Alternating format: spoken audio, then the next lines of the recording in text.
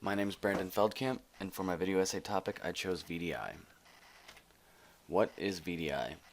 VDI is Virtual Desktop Infrastructure. It is the practice of hosting a desktop operating system within a virtual machine running on a centralized server. VDI is a variation on the client-server computing model, sometimes referred to as server-based computing.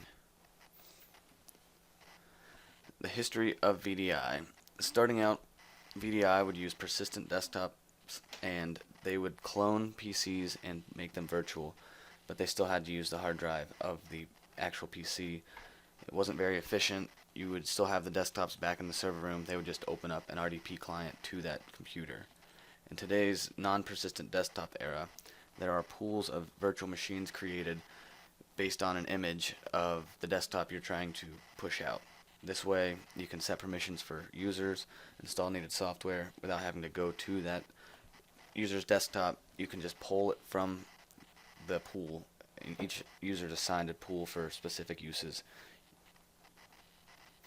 This helps with managing and storing users' information, keeping it out of their hands. As you see in the picture on the right, Citrix provisioning services, you can use your local storage or SAN storage, and it pushes the OS out to the users, and the C drive is brought back to the local storage. VDI has many partners. There are 3 big names out there that use it, Citrix being probably the most popular. VMware has Horizon View, and Microsoft use RDP clients. Citrix has 2 pieces that are used, XenDesktop and XenApp. XenDesktop is for providing desktops to end users, or if you use an app, you can create mobile applications for anywhere, for any user from access outside of the office or inside the office. It makes managing much easier for IT. Security. VDI allows you to be more secure with applications and file shares. By this I mean you can have a XenDesktop for a user, have all their software that they use, but then you can use a XenApp server to create the application on that desktop for them and not allow them to view or access those like the file shares, and they're locked down more. Data at rest resides behind a firewall. At all times, your storage data center, they are not accessing that from outside. They don't have data with them. It stays with the office. If you have a user that loses his laptop, phone, he has no data with him. It stays behind the firewall. The pros of VDI. Managing 1 or 2 images is more efficient than separate machines. You don't have individual machines for users. Everybody uses the same image. The cost of hardware, you can have a basic thin client and they log into your server. Everything is housed and ran from your data center. So you don't have to buy high-end laptops or desktops. There's applications on the phones. You can provide apps on the fly for end users.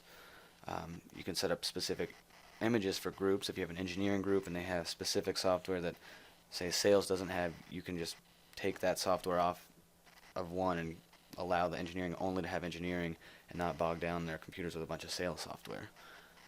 You can access from anywhere outside of your office, inside office, from any PC. You're not limited to your own login at your own desktop. All your files are with you wherever you go.